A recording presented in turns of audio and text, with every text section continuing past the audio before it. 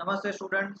So last lecture में हमने system of particles and rotational motion start किया था। उसमें हमने सेंटर ऑफ मास पढ़ा था, राइट। वो हमारा पार्ट 1 था।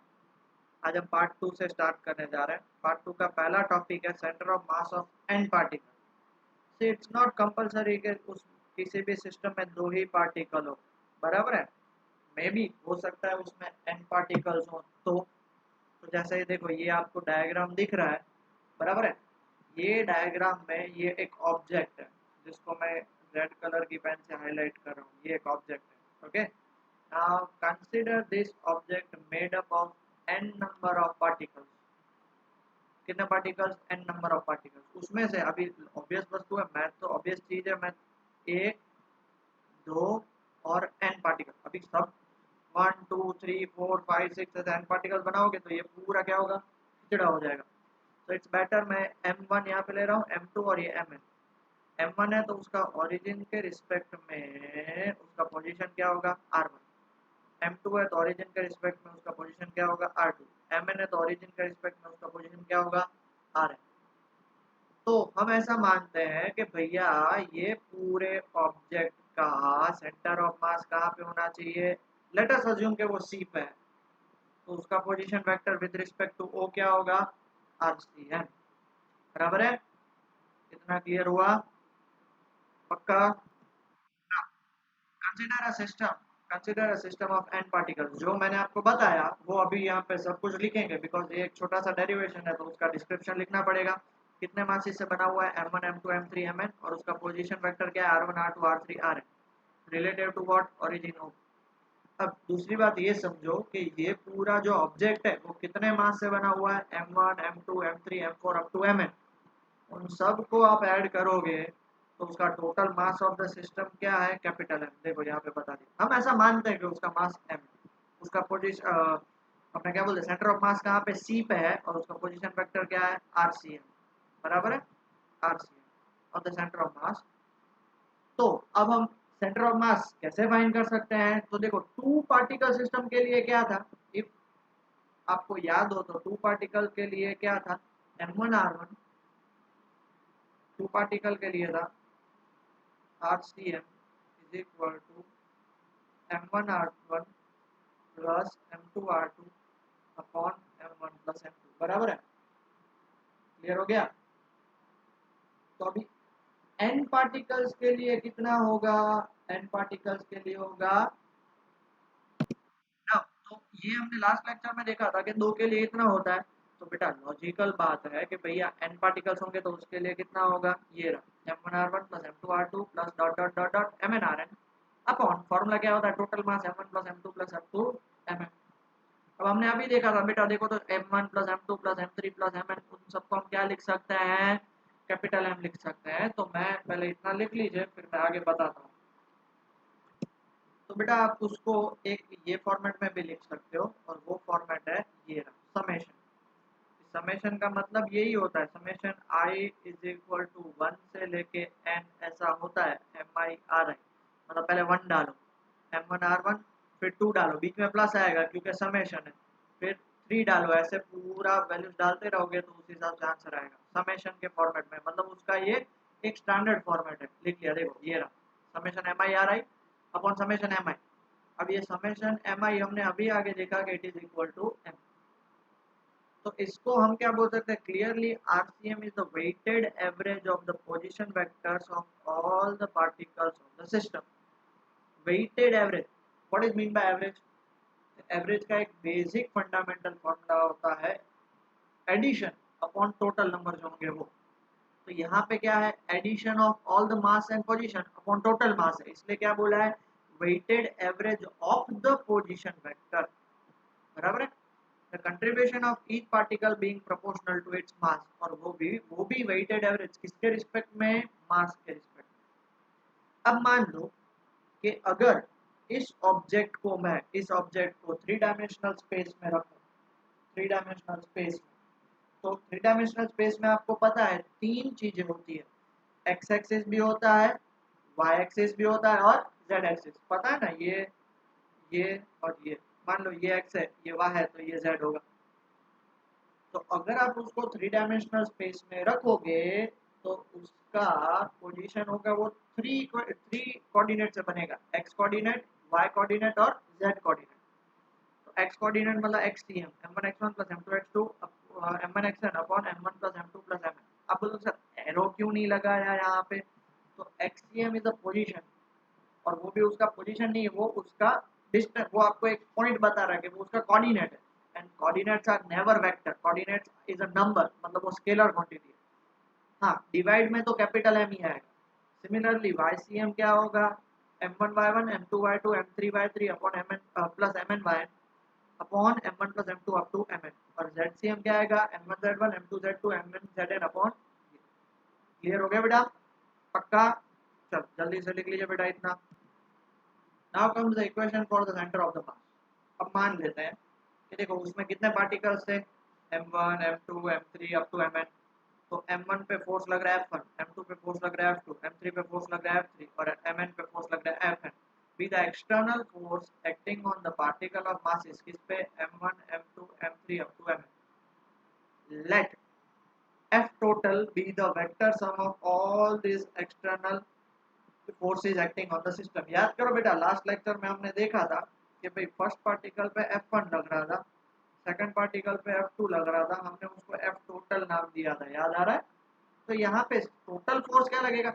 ये देखो, जैसे मान लो ये एक ऑब्जेक्ट है, ये 4 है, यहाँ पे फोर्स F1 लग रहा है, यहाँ पे फोर्स F2 लग रहा है, यहाँ पे फोर्स F3 लग रहा है, यहाँ पे फोर्स F4 लग रहा है, F4 4 फोर्स लग रहे हैं, बराबर है? 4 फोर्स। तो इस ओवरऑल सिस्टम पे कितने फोर्स लगेंगे? तो इन सब का एडिशन होगा F1 plus F2 plus F3 plus F4, बराबर है? तो F total be the vector sum of all this forces acting on the system.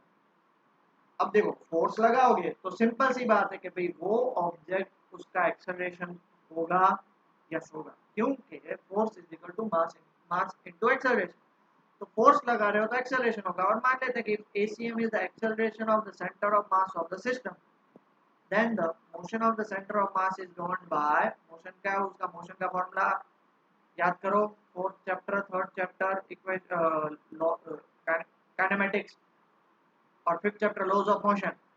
क्या है न्यूटन का law? F is equal to M A. तो यहाँ पे F टोटल आएगा is equal to M. A किसका आएगा? तो ए सेंटर ऑफ मास आएगा। क्यों सेंटर ऑफ मास आएगा? ये पूरे सिस्टम को अगर आप पूरे जितने भी पार्टिकल्स हैं उन सबको कंबाइन करके एक सिस्टम मानोगे, तो मान लो मेरी बॉडी है, तो मेरी बॉडी में 1 2 3 सब अलग अलग पार्ट्स हैं, तो उसमें जो सिस्टम ऑफ ये जो सेंटर पॉइंट होगा वो एक ही होगा, उसको हम क्या मान लेंगे? सेंटर ऑफ मास। कि भाई पूरे को अलग अलग मानो या उसको मानो। अब ऐसा तो है नहीं कि भाई मेरी बॉडी आगे जा रही है तो मेरा हाथ ऐसे ही रह जाएगा, पूरे की पूरी बॉडी एक साथ मूव करेगी ना। तो वैसे ही ये सिस्टम पूरी मूव कर रही है, तो उन सब में आप अलग अलग m1 m2 m3 ले लो, उसकी जगह पे इसको ही पॉइंट ले लो सी। तो इसका क्या होगा? Acceleration A centre of mass. A centre of mass मतलब acceleration of centre of mass which is equal to acceleration of system of particle. तो MACM is equal to F total. दूसरी और सबसे इंपॉर्टेंट बात, acceleration is equal to double differentiation of RCM। RCM मतलब position. देखो एक बार आप डिफरेंशिएशन करोगे d by D T of position, तो आपको क्या मिलेगा? v। इसको वापस डिफरेंशिएशन करोगे d square r by D t square, तो आपको क्या मिलेगा? v की जगह पे आपको मिलेगा एक्सेलरेशन, क्योंकि वेलोसिटी का डिफरेंशिएशन क्या होता है? एक्सेलरेशन। याद आया बेटा? चलो पहले इतना लिख लीजिए फटाफट से। Okay, now comes the next topic, momentum conservation and center of mass of motion।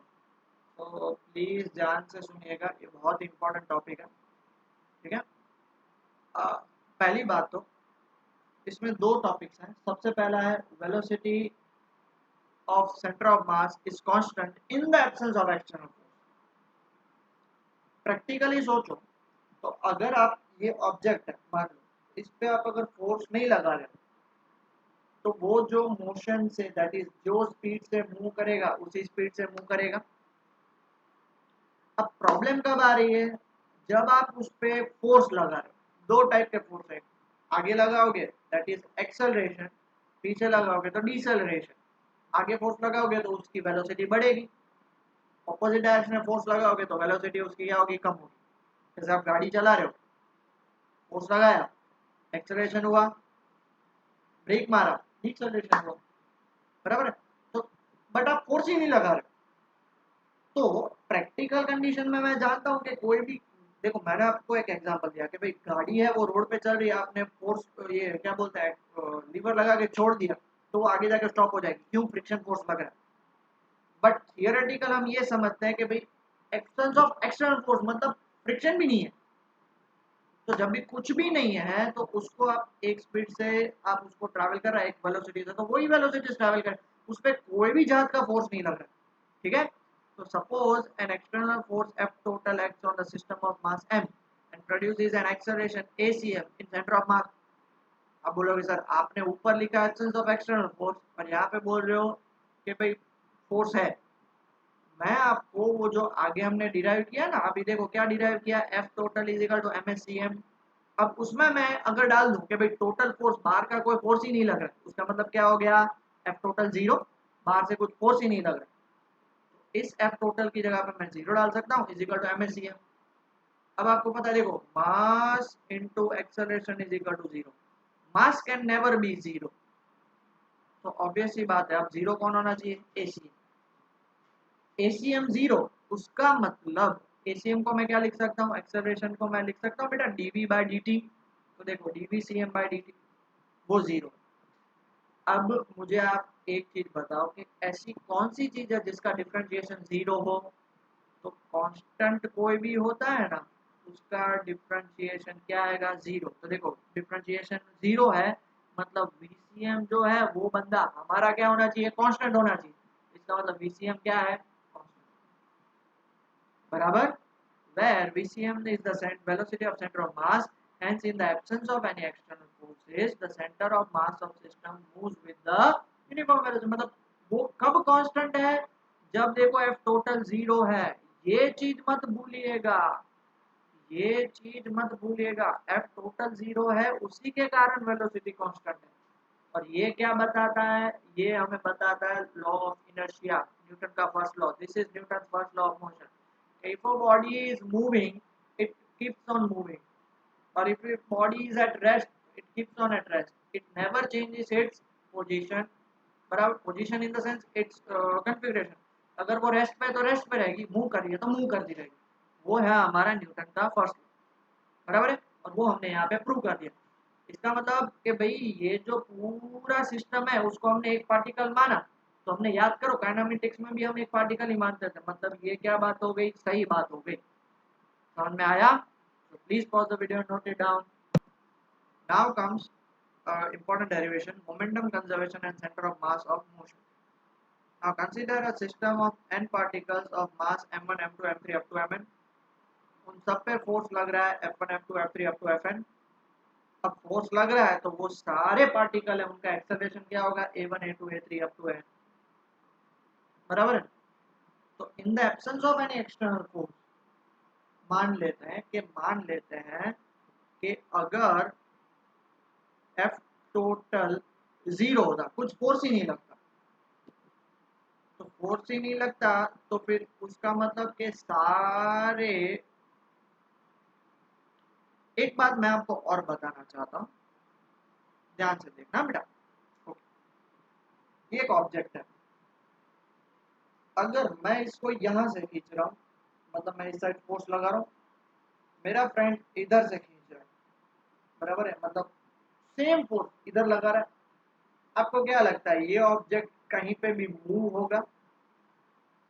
मैं इधर फोर्स लगा रहा हूँ 100 न्यूटन से, मेरा फ्रेंड इधर फोर्स लगा रहा है 100 न्यूटन से, दोनों फोर्स लगा रहा है फिर भी मूव नहीं हो रहा है, क्यों? बिकॉज इसका डायरेक्शन इस साइड और इसका, दोनों का डायरेक्शन अपोजिट है, इसलिए फोर्स एक दूसरे को क्या करेंगे, कैंसल। वही चीज यहाँ पे अप्लाई हो रही है कि भाई जब हमारे पास एक ऑब्जेक्ट होता है उसमें बहुत सारे पार्टिकल, एक का फोर्स इधर लगेगा, एक का इधर लगेगा, एक का इधर लगेगा, एक का इधर, एक का इधर और एक का इधर, सबका फोर्स अलग अलग डायरेक्शन में, सो दैट के नेट फोर्स उस पे क्या है, 0, इसलिए F टोटल 0। समझ में आया?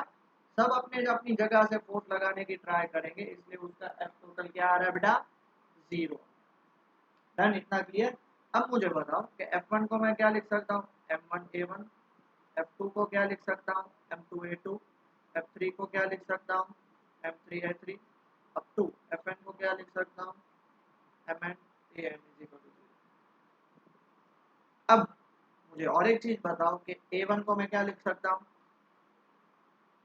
dV1 बाई dt, A2 को क्या लिख सकता हूँ, dV2 बाई dt, A3 को क्या लिख सकता हूँ, अरे यहाँ पे मैं एक चीज लिखना भूल गया, M2 तो लिखना पड़ेगा ना भैया, M2 A2 की जगह पे वेलोसिटी का डिफरेंशिएशन, वापिस M3 A3 की जगह पे वेलोसिटी का differentiation up to Mn, acceleration मतलब क्या होगा, वेलोसिटी ऑफ n का डिफरेंशिएशन।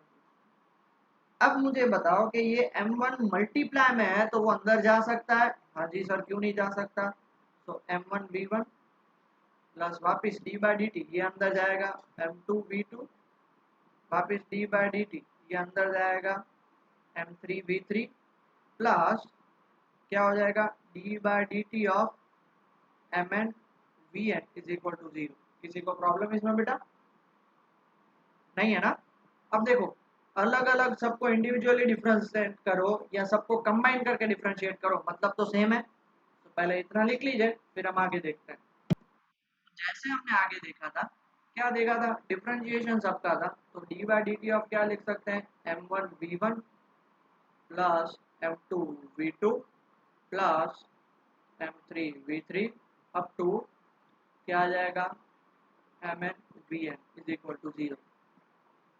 आपने शायद कहीं पे ऐसा कुछ पढ़ा होगा कि भाई किसी भी चीज का, हमने आगे ही पढ़ा है, किसी भी चीज का डिफरेंशिएशन 0 है मतलब उसके अंदर वाली क्वांटिटी क्या होनी चाहिए, कांस्टेंट, मतलब इन सब का डिफरेंशिएशन 0 हो रहा है, मतलब ये पूरी जो ये सारी चीजें हैं वो क्या होनी चाहिए, वो होनी चाहिए आपकी कांस्टेंट, तो ही क्या हो जाएगा उसका डिफरेंशिएशन 0। और एक चीज बताओ तो बेटा, m इंटू बी क्या होता है, मोमेंटम, कौन सा, लीनियर मोमेंटम, तो ये हो गया P1 प्लस ये हो गया P2 प्लस ये हो गया P3 plus dot dot dot ये हो गया Pn इज इक्वल टू, उसका आंसर क्या आएगा, कांस्टेंट। अब ये कांस्टेंट मतलब उन सब की जगह पे देखो ये सब एडिशन तो मोमेंटम का ही है, तो P1 plus P2 plus P3 plus dot dot dot plus Pn is equal to, उनको मैं P लिख सकता हूँ capital P, where P is the total linear momentum of the system, मतलब सिस्टम में जितने पार्टिकल हैं, first particle, second, third, fourth, fifth and, इसका मोमेंटम P1, इसका P2, इसका P3, इसका P4, इसका Pn, उन सब का एडिशन होके क्या मिलेगा हमें, टोटल क्या मिलेगा, P। Okay, so what does this indicate, hence if no net external force acts on a system, the total linear momentum of the system is conserved, और यही तो मोमेंटम ऑफ कंजर्वेशन है, and this is the law of conservation of linear momentum। समझ में आया, पक्का समझ में आया बेटा, so please pause the video and note it down जल्दी से। okay, we will prove using one more method is कि भाई आपको पता है कि RCM का फॉर्मूला क्या है, M1R1 plus M2R2 plus up to MnRn whole upon M1 plus M2 plus dot dot dot dot plus M। आप बोलोगे सर M3R3 क्यों नहीं, अरे भाई M3R3 लिखो और फिर डॉट डॉट डॉट करो, आपको मजा है वो करो यार, कोई टेंशन लेने की बात नहीं। अब ये आपको पता है ये जो टोटल नीचे वाला बंदा है, ये जो आपको नीचे वाला बंदा इतना दिख रहा है, ये मुझे आप में से कोई बता सकता है कितना होगा, अगर जिन्होंने बोला कि बेट सर ये तो हमारा कैपिटल एम है, वो सब सही है, क्योंकि ये सब मिला के हमें क्या मिलेगा, कैपिटल एम, तो उसको मैं बाहर फेंक देता हूँ, तो ये क्या हो जाएगा M1R1 प्लस ये क्या हो जाएगा M2R2 plus dot dot dot ये क्या हो जाएगा MnR, बराबर है, सिंपल सी बात है। अब आप उसके होल डिवाइड में लिखो या साइड में लिखो, मतलब तो एक ही है। अब ये जो M नाम की बला है उसको मैं ऊपर लेके जाता हूँ, बराबर है, ऊपर लेके जाता हूँ, तो यहाँ पे क्या हो जाएगा MRCM, बराबर है, तो यहाँ पे क्या हो जाएगा M1, बराबर, और इसका क्या होगा R1 plus M2 R2 plus dot dot dot Mn। हाँ, अब मैं क्या कर रहा हूँ, differentiating both side, differentiating both side. अब इस साइड में विद रिस्पेक्ट टू टी, ये जरूरी है बेटा, ये लिखना कौन से रिस्पेक्ट में। तो d by d T of MRCM is equal to d by d T of M1R1 plus M2R2 plus dot dot dot dot MnR। अब देखो इन सबको डिफरेंशिएशन है तो मैं इंडिविजुअली भी सबको दे सकता हूँ, ऐसा कोई जरूरी है सबको एक एक कोई दो। इसको मैं क्या लिख सकता हूँ, D by D T of M1R1 plus D by D T of M2R2 plus dot dot dot dot dot plus क्या लिख सकते हैं, D by D T of MnRn। इतना भी लिख सकते हैं ना, ठीक है, ठीक है बेटा। तो इतने तक लिखे, फिर आगे बताता हूँ। तो हम आगे बढ़ते हैं अभी। तो हमने अभी लास्ट लास्ट हमारा क्या देखा था, ये देखो D by D T of M1R1, तो M1 को बाहर निकाल दूँ, यहाँ से मैं d by D T of MRCM is equal to M1 को बाहर निकाल दिया, d by D T of R1 plus M2 को बाहर निकाल दिया, d by D T of R2 plus dot dot dot Mn को बाहर निकाल दिया, d by D T of Rn। अब बोलो सर ये क्यों कर रहे हो, मैं बता दूँ, ये सेकंड मेथड है जो हमने फर्स्ट मेथड की थी उससे बिल्कुल उल्टी है। तो इसको मैं क्या लिख सकता हूँ, D by D T of MRCM M1 D by D T of R1, R position है, पोजीशन का डिफरेंशिएशन क्या मिलेगा, वेलोसिटी, प्लस M2 ये क्या मिलेगा, velocity, plus dot dot dot dot Mn और ये क्या मिलेगा, वेलोसिटी Vm। अब मुझे ये बताओ M इंटू आर, वापिस मैं बोल रहा हूँ M को बाहर निकाल दो। देखो ये स्टेप में ही आप कर सकते थे, इतना लंबा चौड़ा नहीं खींचना है, तो M बाहर निकाल दो। तो D by D T of RCM क्या हो जाएगा, VCM। M1 V1 को मैं क्या लिख सकता हूँ, P1। M2 V2 को क्या लिख सकता हूँ, P2 dot dot dot dot plus क्या लिख सकता हूँ, Pn। तो MVCM को मैं क्या लिख सकता हूँ, P, सिर्फ P लिख सकता हूँ। आप बोलो सर PCM क्यों लिखा, PCM लिखो कोई फर्क नहीं है, फिजिक्स केमिस्ट्री मैथ्स नहीं है, PCM मतलब position momentum of centre of mass. But आप सिर्फ P भी लिख सकते हो क्योंकि हमने लास्ट में देखो P ही लिखा था। तो ये क्या हो जाएगा, P is equal to P1 plus P2 up to dot dot dot dot, ये क्या हो जाएगा, Pn हो जाएगा। क्लियर हो गया, ओके। वेर हम क्या बोल सकते हैं, P is equal to MVCM, बराबर है। क्लियर हो गया, पक्का, किसी को भी कुछ डाउट बेटा। This equation shows that all the total linear momentum of system of particle is equal to the product of mass of the total system and the velocity of center of mass। एक चीज मुझे बताओ, momentum का formula क्या होता है, mass into velocity. तो यहाँ पे मास इनटू वेलोसिटी मिला, बट वेलोसिटी किसकी, सेंटर ऑफ मास की। तो ये हमें मोमेंटम मिलेगा, वो किसका मिलेगा, centre of mass. Actually centre of मास का नहीं होता है, होल सिस्टम जो कहाँ पे कंसंट्रेटेड है, सेंटर ऑफ मास पे कंसंट्रेटेड है। क्लियर हुआ। तो ये यहाँ आज आज इतना ही है थियरी में। अब हम न्यूमेरिकल्स करेंगे। आई होप आप लोग थियरी अच्छे से रिवाइज कर लो ताकि न्यूमेरिकल जब अप्लाई करने बैठे तो आपको क्लियर हो। Okay, pause the video and note it down. Okay बेटा, फर्स्ट न्यूमेरिकल स्टार्ट करते हैं हम, ध्यान से सुनिएगा। Three masses 3, 4 and 5 kg are located at the corners of an equilateral triangle of side 1 meter. Locate 2 नहीं है, the center of mass of the system। अब इसके लिए एक डायग्राम ड्रॉ करना पड़ेगा, पहले मैं वो डायग्राम ड्रॉ कर लूँ फिर हम उसको सॉल्व करते हैं, ठीक है। इसी मैंने डायग्राम बना लिया है, अब इसको सॉल्व करना स्टार्ट करते हैं। देखो क्या बोला है, हाँ अब सबसे बड़ा प्रॉब्लम, सबसे बड़ा problem. Three masses of 3, 4, 5 are located at the corners of an equilateral triangle of side 1 meter. Locate the center of mass। अब बोलो सर ये इक्विलेटरल ट्राइंगल है, हम समझ सकते हैं कि भाई ये आपका इक्विलेटरल ट्राइंगल आपने बना लिया, इसको आपने नाम दिया O, इसको आपने नाम दिया A, इसको नाम दिया B। तो सर आपने कोऑर्डिनेट सिस्टम में क्यों बनाया, इसलिए बनाया क्योंकि आपको पता हो तो सेंटर ऑफ मास हमेशा विद रिस्पेक्ट टू समवन होता है। तो इसलिए मैंने उसको यहाँ पे क्या कर दिया, यहाँ पे मैंने उसको उसकी पोजीशन दे दी। देखो 3 वर्टाइसेस है, उसमें से एक वर्टाइस को मैंने ओरिजिन पे रख दिया।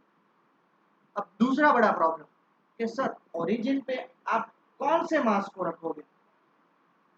सी को भी रख सकते हो, 4 को भी रख सकते हैं, 5 को भी, हाँ बिल्कुल किसी को भी रखो। उसके लिए सबसे पहले आपको क्या करना पड़ेगा, इसलिए गिवन लिखना पड़ेगा। क्या लिखना पड़ेगा? Given. Let m1 is equal to 3 kg, m2 is equal to 4 kg and m3 is equal to 5 kg। बराबर है?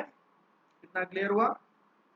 इसको मैं नाम दे रहा हूँ m1, इसको मैं नाम दे रहा हूँ m2 और इसको मैं नाम दे रहा हूँ m3। Clear? It is not compulsory कि यहाँ पे 3 kg ही रखो, आप 4 भी रख सकते हो, 5 भी रख सकते हो, कोई फर्क नहीं पड़ता, but you have to specify आप कौन सा वहां पे रख रहे हो। क्लियर हुआ इतना? दूसरी बात, अब देखो, अब बात करते हैं हम पोजीशन की। ए जो है, ए वेक्टर, सॉरी, जो मास m2 है वो ए पोजीशन पे, विद रिस्पेक्ट टू ओरिजिन वो कितना दूर होगा? मेरे ख्याल से तो 1,0 होगा, क्योंकि side of the equilateral triangle is 1 metre. आया ना? हाँ सर, ये बात तो सही है। ओके, ये जो है m1 वाला बंदा, वो कहाँ पे होगा? वो होगा ओरिजिन पे। हाँ सर, ये भी बात सही है। मतलब 3 में से हमें 2 मिल गए, जो भी प्रॉब्लम है वो किसका है? बी का है। समझ में आया? अब बी जो है, अगर आप इसको ऐसे ड्रॉ कर दो तो एग्जैक्टली सेंटर पे आएगा, और ये पार्ट कितना होगा हमें नहीं पता, बट आपको ये तो पता है कि ये 90 डिग्री होगा। आया ना? अब इसको मैं डी मान देता हूँ, डी। तो अगर आप उसको सॉल्व करने बैठो तो याद करो, आपने 10th में अभी पढ़ के आए होगे, in triangle O D B, कोई भी इक्विलेटरल ट्राइंगल होता है उसका एल्टीट्यूड और मीडियन दोनों सेम होते हैं, मतलब डी है उसका एल्टीट्यूड भी है और मीडियन भी है। तो इसमें पाइथागोरस लगा, ओ डी बी में क्या होगा? O B square is equal to O D square plus B D square. अब ओ बी स्क्वायर मतलब ये इक्विलेटरल ट्राइंगल की साइड है, मतलब 1 का स्क्वायर 1। ओ डी कितना हो जाएगा? हाफ का स्क्वायर। क्यों बेटा? बिकॉज ये आधा पार्ट कितना हो जाएगा? Half metre. प्लीज प्लीज, नहीं समझ में आया तो वापस बता रहा हूँ, बी डी इज मीडियन और एल्टीट्यूड भी है, और प्लस हमें बी डी फाइंड करना है। क्यों बी डी फाइंड करना है? बिकॉज ये जो पॉइंट बी है वो कितना ऊपर है? बी डी पॉइंट ऊपर। बराबर है? ठीक है। तो 1 is equal to 1/4 plus B D square, उस साइड जाएगा तो B D square is equal to 1 minus 1/4, 3/4। तो बी डी की वैल्यू कितनी आ जाएगी? √3/2। तो ये जो आपको पॉइंट मिलेगा, ये पॉइंट आपको कितनी हाइट पे मिला? √3/2 हाइट। अब किस कोई भी पोजीशन लिखते हैं ना, पहले उसमें एक्स लिखते हैं। एक्स मतलब कितना दूर है? वो हाफ दूर है। और कितना हाइट है उसकी? √3/2। ये बात घुसी दिमाग में? अगर आपको ये बात घुसी होगी दिमाग में तो सॉल्व कर पाएंगे, वरना पॉसिबल नहीं है। डन बेटा? पक्का? ओके, तो अब आप देख सकते हो, ये इस मास m1 के दो कोऑर्डिनेट्स मिले। पहला कौन सा मिला? पहला मिला हमें x1 0, y1 0। बराबर है? मास 2 का हमें, मास 2 के लिए क्या मिला? x2 1 मिला और y2 उसका 0 मिला। और मास 3 x3 क्या मिला? उसका हाफ मीटर मिला। और y3 क्या मिला? √3/2, सब मीटर में, सब मीटर में। तो अब उसका हम x कोऑर्डिनेट फाइंड करेंगे फॉर सेंटर ऑफ मास। क्या होगा? m1 x1 plus m2 x2 plus m3 x3 upon m1 plus m2 plus m3। बराबर है? m1 का मास कितना है? 3 इंटू 0। m2 4 इंटू x2 की वैल्यू है 1 एंड 5 इंटू x3 की वैल्यू है हाफ, अपॉन कितना आ जाएगा? 3 प्लस 4 प्लस 5। अब कैलकुलेशन करोगे वो मैं आप पे छोड़ रहा हूँ, इसका आंसर आएगा 0.54 मीटर। वैसे ही आप y के लिए फाइंड कर सकते हो। y का क्या होगा बेटा? m1/1 plus m2/2 plus m3/3 whole upon m1 plus m2 plus m3। m1 क्या है वापस? 3, 0। m2 कितना है? 4, y2 की वैल्यू 0। m3 कितना है? 5 और y3 की वैल्यू है √3/2 अपॉन नीचे कितना आएगा? 3 प्लस 4 प्लस 5। इसका आंसर कितना आएगा? इसका आंसर आएगा 0.36 मीटर। अब लोग ऐसे कैसे? √3 की वैल्यू कितनी होती है बता देता हूँ, आप लोगों ने लोअर स्टैंडर्ड में भी पढ़ी है, 1.73 होती है। बराबर है? ये वैल्यू डाल के आप कैलकुलेट कर सकते हैं। देयरफॉर हम क्या बोल सकते हैं? The coordinates of center of mass are पहले हम कौन सा कोऑर्डिनेट लिखते हैं बेटा, हमेशा एक्स कोऑर्डिनेट लिखते हैं। तो कितना आ जाएगा 0.54 मीटर एंड 0.36 मीटर। मतलब अगर आपने इक्विलेटरल ट्राइंगल बनाया, यहाँ पे 3 kg रखा, यहाँ पे 4 रखा, यहाँ पे 5 रखा, तो 0.54 मीटर और 0.36 मीटर मतलब अप्रोक्सीमेटली यहाँ पे कुछ आएगा। क्लियर हो गया? पक्का? डायग्राम बनाने की जरूरत नहीं है, कहाँ पे आएगा वो नहीं पूछा है, सिर्फ ड्रॉ नहीं करने को बोला है, पूछा है सिर्फ कहाँ पे आएगा। Okay, clear with this part बेटा? श्योर? Okay, write down. बढ़िया सा क्वेश्चन है। देखो बेटा आपके पास नेक्स्ट क्वेश्चन, क्वेश्चन नंबर 2। हमारे पास दो मास है। पहला मास है 100 ग्राम, ठीक है। अब उसको हम केजी में कन्वर्ट करेंगे 0.1 केजी। दूसरा मास है 300 ग्राम, उसको हम केजी में कन्वर्ट करेंगे 0.3 केजी। अब अगर केजी में क्यों कन्वर्ट किया, तो बेटा एसआई यूनिट उसका किलोग्राम होगा। यहाँ पे जो एसआई यूनिट किलोग्राम और पोजीशन उसकी मीटर में और वेलोसिटी मीटर पर सेकंड में। ओके, अब देखो हमारे पास पोजीशन दी हुई है, पोजीशन मतलब r1 दिया हुआ। अब देखो इस क्वेश्चन में वेक्टर दिया हुआ है आपके पास, जैसे लास्ट क्वेश्चन में उसके कोऑर्डिनेट्स थे, तो इसलिए हमने वो फॉर्मूला लगाए। यहाँ पे उसकी पोजीशन है, इसलिए यहाँ पे हम दूसरा वाला फॉर्मूला लगाएंगे। So that will whole and sole depend on आपके पास क्या गिवन है। ओके, और देखो वेलोसिटी भी साथ में गिवन है। कितनी गिवन है? 10 आई कैप माइनस 7 जे कैप माइनस 3 के कैप। वेलोसिटी v2 कितनी गिवन है? 7 आई कैप माइनस 9 जे कैप प्लस 6 के कैप, बराबर। अब आपको सबसे पहले क्या फाइंड करना है? Determine instantaneous position. Instantaneous position मतलब वही पोजीशन ऑफ सीएम। कंफ्यूज नहीं होना, आप बोलो सर इंस्टेंटेनियस मतलब कि भाई वो पॉइंट पे वो पोजीशन सीएम कितनी होगी वो फाइंड करना। तो क्या होगा? आरसीएम। आरसीएम का फॉर्मूला क्या होगा? m1r1 plus m2r2 upon m1 plus m2। m1 is 0.1, r1 कितना है? 2 आई कैप प्लस 5 जे कैप प्लस 13 के प्लस m2 कितना है? 0.3, जगह का मैं इसलिए नीचे लिख रहा हूँ, minus 6 i cap plus 4 j cap minus 2 k cap whole upon 0.1 plus 0.3। Okay, कितना क्लियर? अभी देखो ऊपर सॉल्व करना है, ऊपर मल्टीप्लाई करोगे, मल्टीप्लाई तो कितना आएगा? 0.1 into 2 0.2 and 0.3 into minus 6 minus 1.8 plus 0.2, तो माइनस क्या आ जाएगा? माइनस 1.6 आ जाएगा। तो आरसीएम की पोजीशन माइनस 1.6 आई कैप, ऐसे सॉल्व करोगे तो आएगा प्लस 1.7 जे कैप, और ऐसे सॉल्व करोगे तो आंसर आएगा 0.7 के कैप अपॉन 0.4 मीटर। अब देखो नीचे 0.4 है और ऊपर सब पॉइंट में, तो सबका पॉइंट हटा दो, मतलब माइनस 16 आई कैप प्लस 17 जे कैप प्लस 7 के कैप होल अपॉन 4 मीटर, ये उसका पोजीशन। अब हमें क्या फाइंड करना है? वेलोसिटी। तो velocity of centre of mass will be, क्या होगी बताओ? VCM। फॉर्मूला डाल दो, m1v1 plus m2v2 upon m1 plus m2। और m1 आपके पास 0.1 है, v1 की वैल्यू आगे से चेक करो क्या दी हुई है। v1 लेना है। अब बच्चे जल्दी जल्दी में r1 लिख के आएंगे, 10i माइनस 7j माइनस 3 के, 10i माइनस 7j माइनस 3 के प्लस 0.3। v2 क्या दी हुआ है?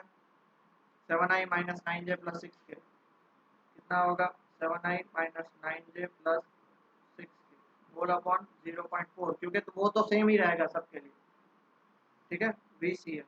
अब देखो 0.1 इंटू 10 1, 0.3 इंटू 7 2.1, मतलब ये कितना हो जाएगा? 3.1 आई कैप। ऐसे उसको सॉल्व करोगे तो कितना आएगा?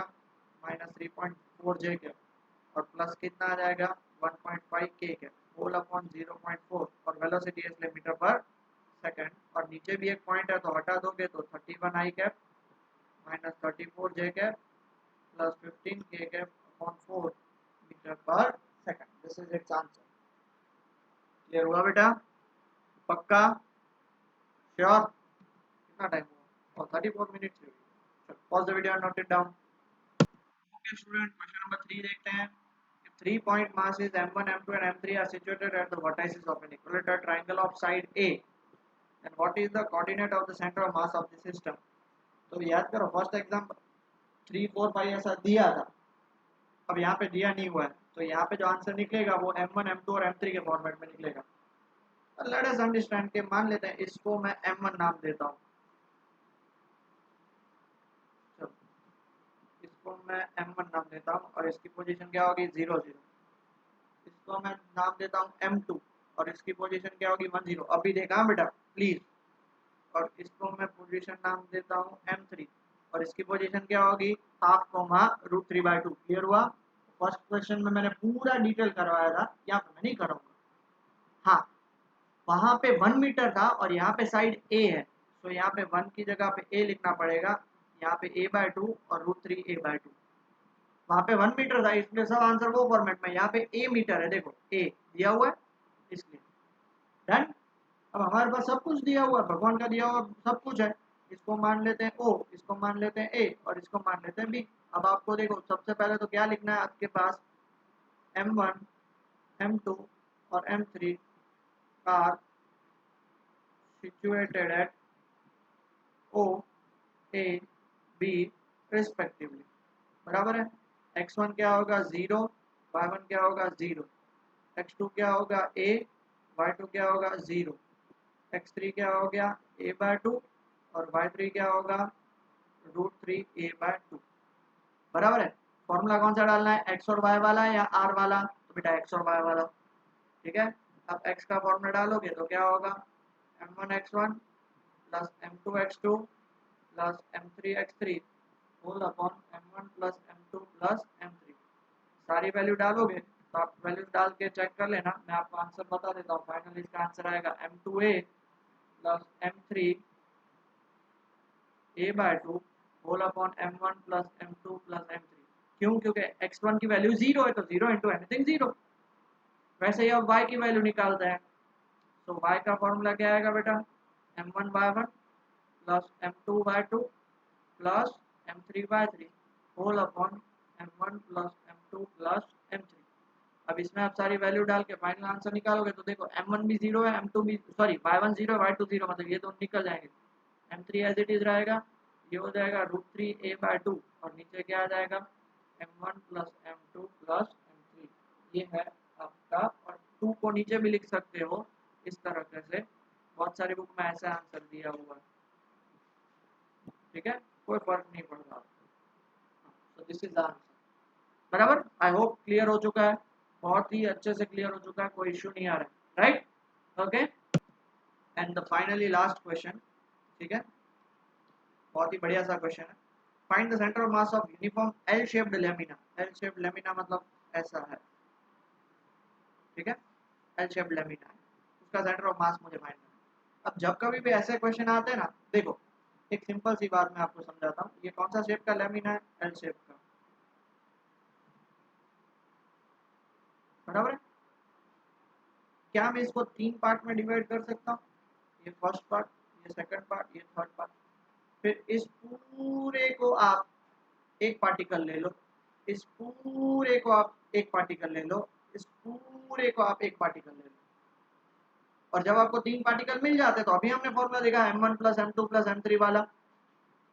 इस पहले क्या करो, देखो यहाँ पे C1 C2 C3 नाम दिया, मतलब इसको 1 दिया है, इसको 2 दिया और इसको 3 दिया। इस इतने पोर्शन का पहले सेंटर ऑफ मास फाइंड करो, इसका सेंटर ऑफ मास फाइंड करो, इसका सेंटर ऑफ मास फाइंड करो और फिर तीनों का कंबाइन करके फाइंड करो। कर सकते हो ऐसा कुछ, कर सकते हो ऐसा कुछ, समझ में आ रहा है। क्योंकि ये आप उसको, क्योंकि है तो स्क्वायर ही, उसको एक मान लो, ये रेक्टेंगल है उसको एक, या स्क्वायर है एक मान लो, ये भी स्क्वायर है उसको एक मान लो। रेक्टेंगल होता तो कोई फर्क नहीं पड़ता, आप उसको एक मानना है और फिर उसको सॉल्व करना है। समझ में आया बेटा। ओके, तो अब थोड़ा बहुत लिखना पड़ेगा, और वो चीज ये है कि we divide the L shaped lamina into 3 squares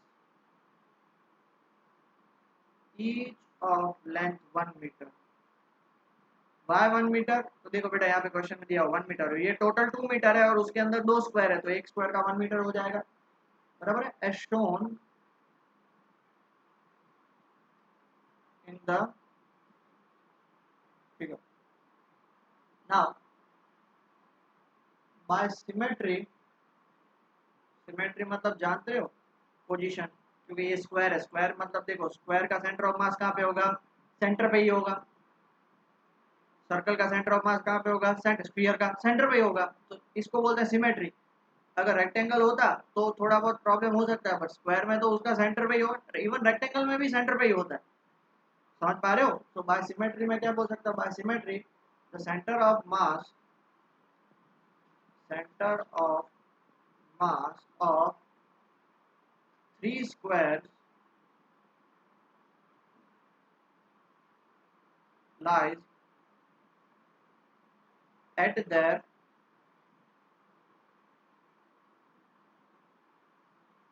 geometric center, बराबर है, that is C1, C2 and C3 respectively।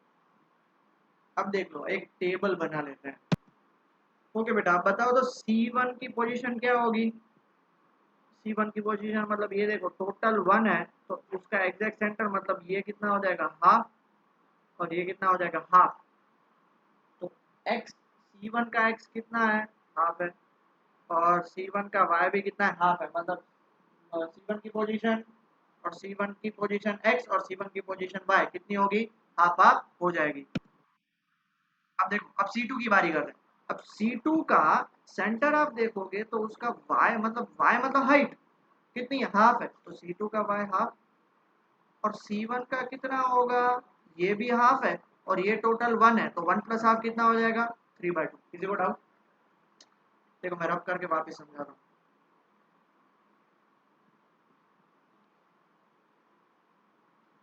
ये देखो ये 1 है, सिर्फ इतना पकड़ो, तो ये पूरे स्क्वायर का आधा है, तो टोटल 1.5 3/2 हो गया। क्लियर? अब C3 की बात करें। C3 जो है उसका x कोऑर्डिनेट कितना होगा, x कोऑर्डिनेट सिर्फ इतना होगा, हाफ हो जाएगा, x कोऑर्डिनेट हाफ हो जाएगा, और ये x कोऑर्डिनेट, अब y कोऑर्डिनेट कितना होगा, इतना पोर्शन हाफ और इतना पोर्शन 1, मतलब कितना हो जाएगा 3/2। तो ये सब के पोजीशंस हो गए। अब ये जो मिल गया तो फिर कोई टेंशन ही नहीं है बेटा। अब देखो हमें, अब इसका x1 y1 मिल गया, इसका x2 y2 मिल गया, इसका x3 y3 मिल गया, तो फिर तो सेंटर ऑफ मास का फॉर्मूला ही डालने रहा। क्या है सेंटर ऑफ मास का फॉर्मूला, सेंटर ऑफ मास का फिर फॉर्मूला है therefore centre of mass of L shaped lamina x is equal to क्या होगा, m1 x1 plus m2 x2 plus m3 x3 upon m1 plus m2 plus m3। अब सबका आप question check करोगे ना तो उसमें देखोगे तो सबके ऊपर 1 kg 1 kg 1 kg, the mass of the lamina is 3 kg, पूरे का मास 3 kg है, तो इसका मास कितना हो जाएगा 1 kg, सबका मास 1 kg हो जाएगा ना, इसका मास 1 kg, इसका मास 1 kg, इसका मास 1 kg, मतलब तीनों का मास 1 kg हो जाएगा। तो अब सीधा आप डाल दो, m1 की जगह पे 1 डाल दिया बेटा, m1 की जगह 1, x1 कितना है आपका हाफ, m2 की जगह 1, x2 कितना है 3/2, m1 3 की जगह 1 और x3 कितना है हाफ, और नीचे 1 प्लस 1 प्लस 1, तो हाफ प्लस 3/2 प्लस हाफ कितना होगा, मेरे ख्याल से 5/2/3, तो इसका आंसर कितना आ जाएगा 5/6 मीटर। और वैसे ही आप y भी फाइंड कर सकते हो, क्या आएगा m1y1 plus m2y2 plus m3y3 upon m1 plus m2 plus m3। बताओ m1 कितना है 1, उसकी y1 है हाफ, m2 कितना है 1, y2 कितना है उसका 3/2, m3 कितना है 1 और y3 कितना है हाफ, और होल अपॉन 1 प्लस 1 प्लस 1 कितना आ जाएगा ये 5/2 होल अपॉन 3, तो ये भी कितना आएगा 5/6 मीटर आएगा। तो मतलब उसका x भी उतना है और y भी उतना, मतलब वो जो L शेप्ड का सेंटर होगा वही उसका क्या हो जाएगा, सेंटर ऑफ मास हो जाएगा। क्योंकि आप चेक कर सकते हो, ये देखो ये मेरी फिंगर L शेप्ड है, तो ये फिंगर बड़ी है और ये छोटी है, मान लो ये जितना पोर्शन है उतना ही पोर्शन होता, तो दोनों सेम है, तो उसका सेंटर क्या आता, एज इट इज वही आता, जो x जितना होगा उतना ही y होता। आई होप आज का लेक्चर आपको अच्छे समझ में आया। आज का लेक्चर हम यहीं पे छोड़ते हैं। बहुत हाई लेवल के और भी क्वेश्चन है जो मैं नहीं करा रहा हूँ, मैं टेक्स्ट बुक रिलेटेड सारे कराऊंगा, बट जिनको प्रैक्टिस करनी है वो आप कर सकते हो। Okay, take care, study well.